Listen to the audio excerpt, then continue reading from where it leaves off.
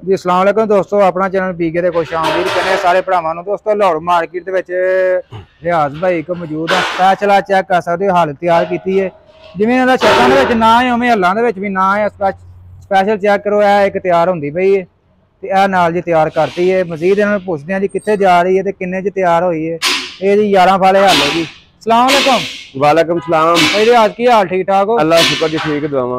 ये 11 फाले हल तैयार की 11 फाली हल जी तैयार की है। अगे जिवें अल्लाह ने साडा पहले हल्लां च ना सी, हुण छत्तां च भी ना है। हाँ जी, 11 फाली हल है। इनकी हर चीज सीधी पदरी दगड़ा दगड़ाई साफ सुथरी सोहनी। कोड एक साइड लग गई, एक चुकी गई, वो चक्कर नहीं है। एक कोड एक सूत्र भी जमीन तो नहीं चुकीचा। Very good. ये किथे जा रही है? ये जा रही है पत्तों की गौर चक 8 पिंड उत्थे जा रही है। ठीक है, ठीक है। पैप वाली हल है? हाँ पैप वाली हल है। जिवें दा बंदा डिमांड करेगा उवें दी तैयार कर दो जी। उन्हें काबले सारे मोटे लवाए ने। पट्टी 3 सूत्र मोटी लवाई है, स्प्रिंग स्पेशल किस्म का पवाया है। हर चीज उन्हें जबरदस्त लाई है। ते हल्लां दे विच केड़ी चीज फिर देखनी चाहिए मेन भी कित्थों चंगी लगदी?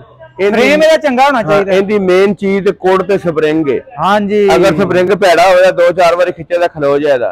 ਇਹ ਸਾਨੂੰ ਛੰਭ ਦੇ ਵਿੱਚ ਸੱਟੋ ਤੇ ਇਨਸ਼ਾਅੱਲਾ ਛੰਭ ਪਾੜੇਗੀ। ਵੈਰੀ ਗੁੱਡ ਭਾਈ। ਇਹ ਬੰਦੇ ਤਿਆਰ ਕਰਵਾਉਂਦੇ ਪਏ ਨੇ, ਬਾਰ-ਬਾਰ ਆਉਂਦੇ ਪਏ ਨੇ ਭਾਈ ਦੇ ਹੱਥ ਕੋ ਚੰਗੀ ਚੀਜ਼ ਹੈ ਤੇ ਦੁਬਾਰਾ ਉਹ ਤਿਆਰ ਕਰਾਉਂਦੇ ਨੇ ਨਾ।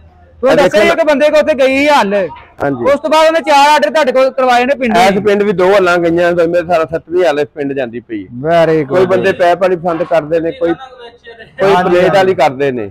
अच्छा अच्छा। ते की रेट चल रहा भाई रियाज? 1,90,000 दी हल है। 11 फाले? 11 फाले। ते अगर कोई भाई 13 फाले कराउंदा है वो 2,35,000 दी हो जाएगी। ते 7 फाले 9 फाले भी कर लेंदे हो? वो 9 फाले जेडी है हुन ट्रैक्टर छोटे ते किसी को रह को नहीं गया, चाहे 60 है चाहे 85 है।